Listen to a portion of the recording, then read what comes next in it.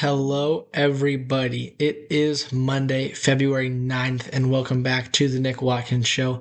I'm Nick Watkins. Let's get into it. Today's episode is going to be entirely focused on Super Bowl 60, the game that was yesterday, and the Seattle Seahawks beat the New England Patriots 29 to 13, and the Seahawks are the Super Bowl champions. I'm not too happy about it. They are the Niners' biggest rivals, but we are going to talk about this game, and there are many interesting parts to this game. So let's just take a look at what happened. The Seahawks started with the ball, got a field goal. There wasn't actually a touchdown in this game until the fourth quarter. It was very, very defensive. Both defenses were playing super aggressive, undercutting passes. There were some incredible blitzes in this game. We'll get to that in depth because I do want to talk about that. But for the most part, it was just Kenneth Walker running the football, and then the Seahawks would get the ball down close enough to kick a field goal. And they did that four times in a row. There's just the Seahawks would get enough yards to get into field goal range.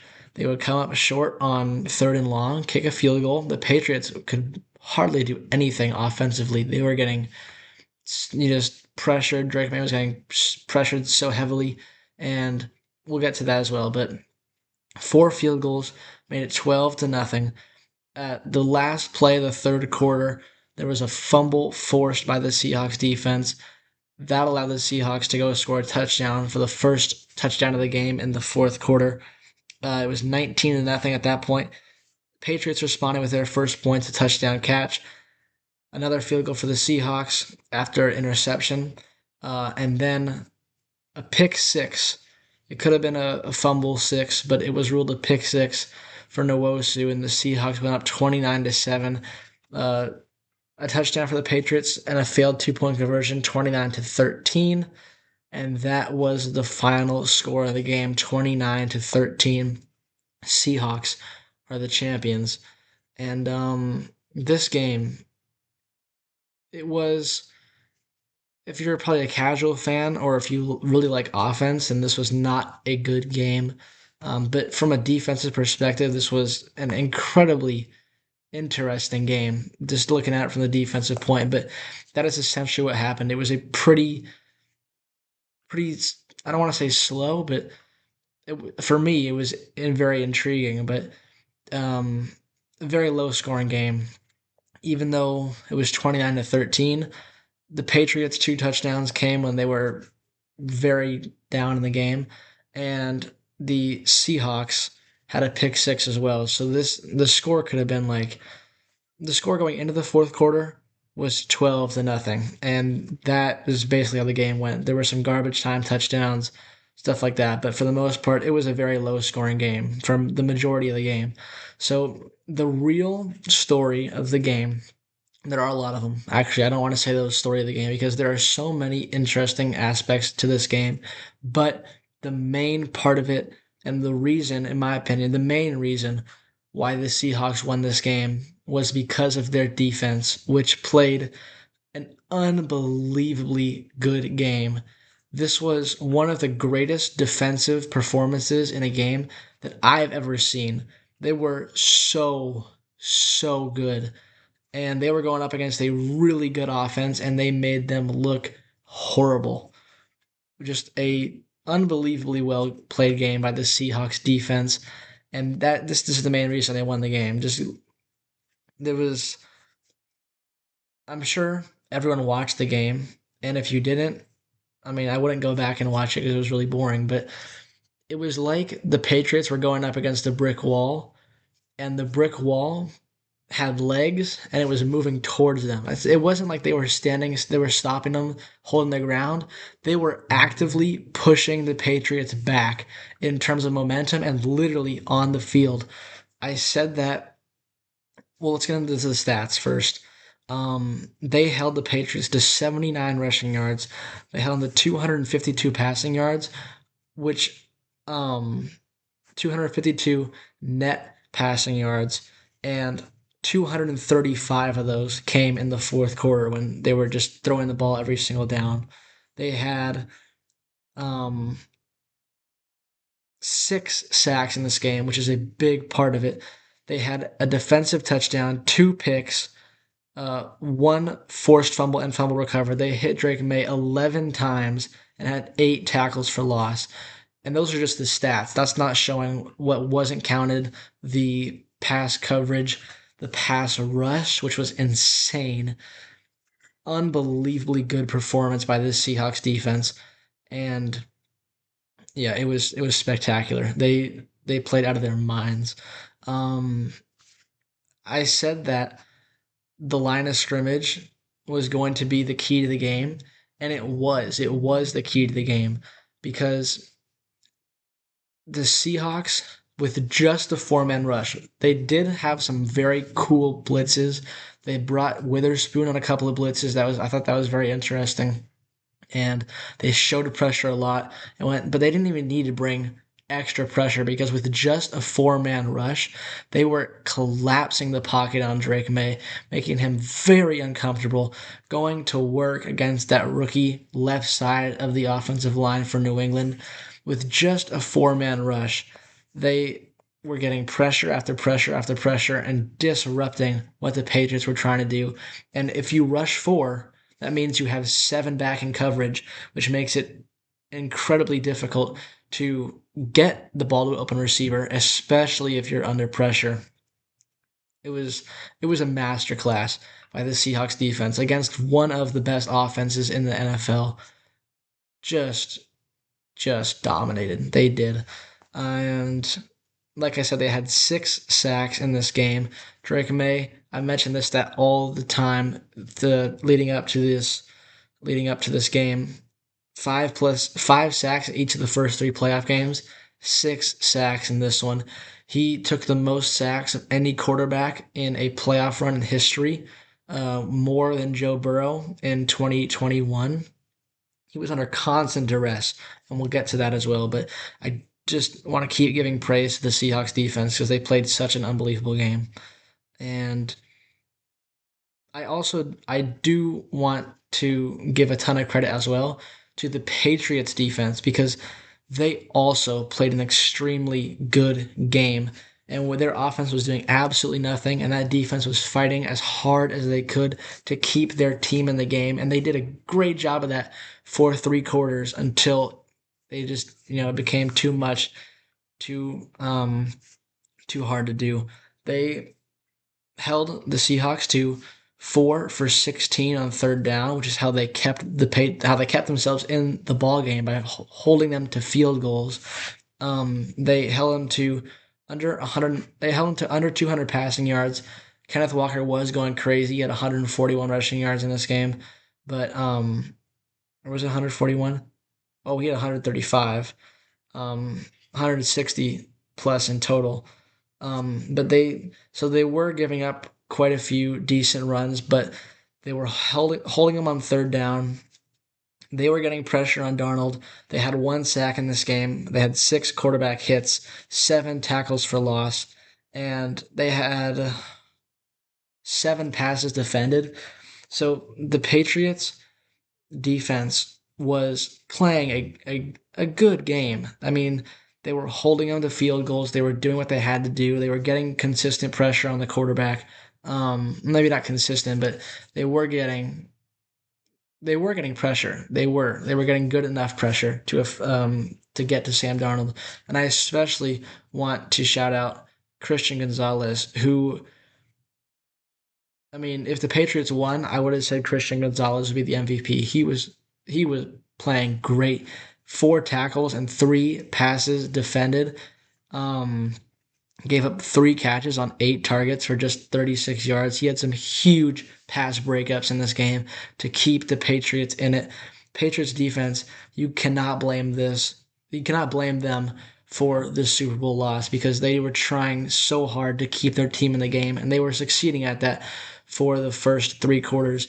And then, like I said, it just got to be too much. So Patriots defense, really want to shout them out because, they're going to get overlooked because the Seahawks defense was so good, but the Patriots defense was also playing at a very high level. So I want to go back to the talk about the trenches because I said it was going to be the key to the game. And we'll start on this is like the majority of the thing I want to talk about. We'll start on the side of Patriots having the ball and the Seahawks pressure. So, like I said, the Seahawks were getting consistent, constant pressure with just a four-man rush, dropping seven into coverage, making it even harder for Drake May to find an open receiver. But the really interesting thing about it was the constant pressure from the Seahawks had Drake May playing scared. And Drake May did not have a good game yesterday. He really didn't. And there are two reasons to that. Number one, he had pressure in his face almost every single down. It was crazy. Like I said, he was sacked 6 times in this game. He was hit 11 times. Just so much pressure on the quarterback. He was having a hard time finding receivers down the field because whenever he would look up, there would be somebody in his face, and he was having to try and elude that while maintaining a focus down the field to try and find an open receiver. And he had barely any time. He was constantly worried about his blind side. So there's that. That's one reason that he did not play very well. But that pressure really had him rattled, man. It had him playing scared. And even when he had an opportunity to find an open receiver, he flat out missed them almost every single time, especially in the first 3 quarters of the game. I mean, he would, if the line held up, which was very rare in this game, and Drake May had an opportunity to throw the ball to his receiver, it just ended up incomplete. And there were a lot of bad throws, a lot of missed throws in this game. It just felt like May was rattled. And even if there wasn't pressure, he was so hyper aware of the defensive line that even when they weren't pressuring him, he was still looking like he was being pressured. I mean, that's the effect that a dominant defense can have.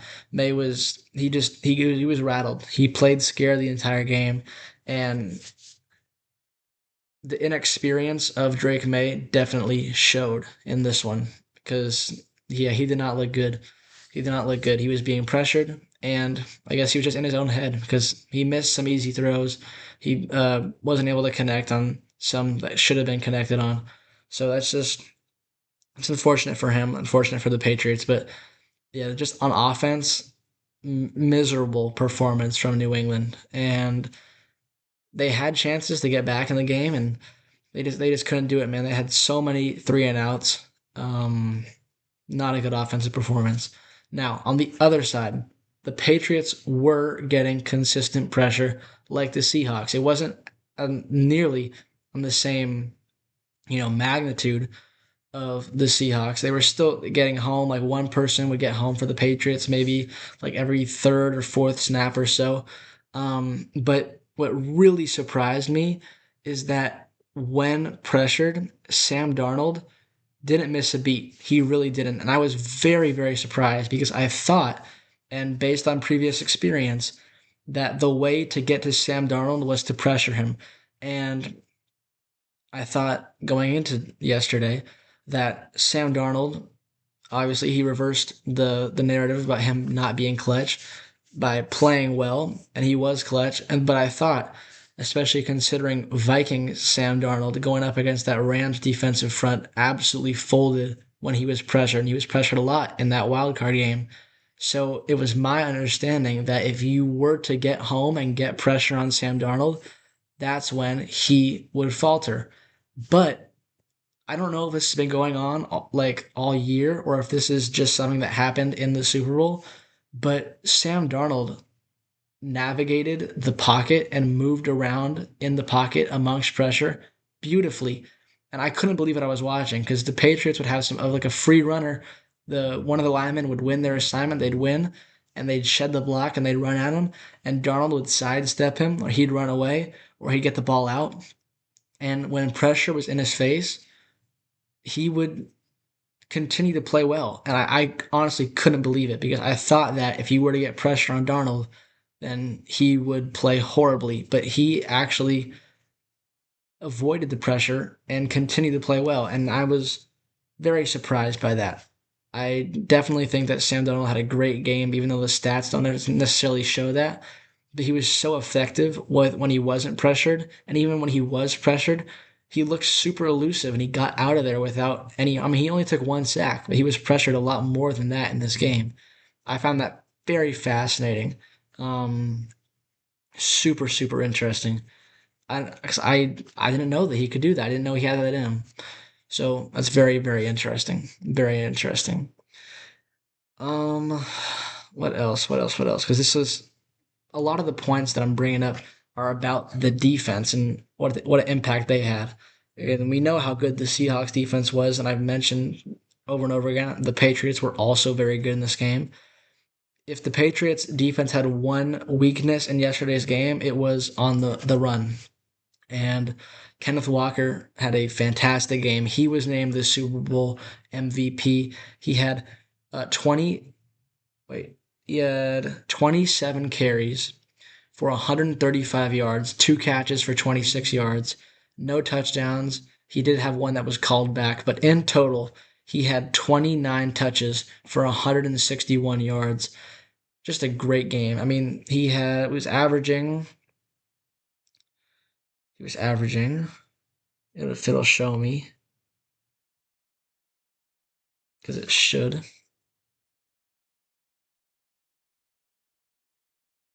I want to show okay. I see it now. He was averaging 5 yards per carry, which is very good, especially if you run the ball 27 times. That is a great number to have. So yeah, the Seahawks, they were moving the ball through the run game, and that's really how they were able to win this game, is because they leaned on the running attack. The trenches were big. They were winning their blocks in the run game more often than not, and that's what allowed them to get down the field, kick the field goals to take the lead, and then eventually they broke through. They just kept running the ball, kept running the ball. Kenneth Walker had a great consistent game in this one, and I think he deserved the MVP. I also think the MVP could have gone to the kicker, Jason Myers. We got to shout him out. He had 5 field goals, didn't miss one, hit from 41, 41, 39, 33, and 26. He had added the 2 extra points. He had 180 field goal yards. If it was a fantasy game, he would have 19 points. Just super efficient at kicking the ball. And if the Seahawks didn't have those field goals at the beginning of the game, then the Patriots could have kept momentum in the game, and that would have been super easy for them to get right back in it. But the Seahawks were able to capitalize on their field goals, and that was huge in this game for them. So I think it feels like I'm definitely missing something, but I feel like I talked about everything. Um, this is a very defensive game. It's a very hard, well, not a hard game to sum up, but we're definitely going to keep talking about it because I feel like I've missed points. Yeah, just once again, we gotta say both defenses were really good in this game. Um, when the defenses when the game started and both defenses came out playing super aggressive physical football. I mean, we saw the numbers. Both teams got crazy amounts of sacks in this game and quarterback pressures and quarterback hits. But it wasn't just the D line, it was all throughout the defense. The linebackers and the defensive backs in the secondary, they were undercutting passes, they were hitting hard, they were tackling well. Both defenses really played a fantastic game, and especially the Seahawks. They were just suffocating, and they really brought it, and that's how they won the game. So this is the Seahawks' second Super Bowl victory. They're now 2-3. It's the Patriots' sixth loss, which is the most all time. Um, so that was just a basic rundown and some of my thoughts. We're going to continue talking about this throughout the week because it was, um, it's the Super Bowl. It's a big deal. So it wasn't the most exciting game, but from just a defensive, pure football perspective, it was for me, it was fun to watch the defenses play the game so well. Maybe that's just me maturing as a football fan, but I don't know. I don't know. So, that's going to do it for today's episode. Let me know If you, let me know what you thought about the game. Drop it in the comments down below. The Warriors play tonight. That's the one thing that's going on. And yeah, thank you guys for watching. We're definitely going to continue to talk about this. But yeah, thank you guys for watching, and I will see you tomorrow.